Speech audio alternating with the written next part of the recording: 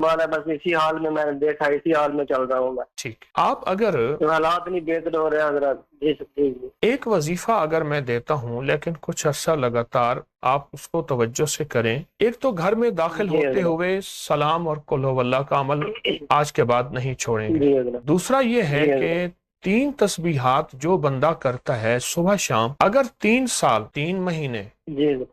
3 ہفتے، جی حضرت.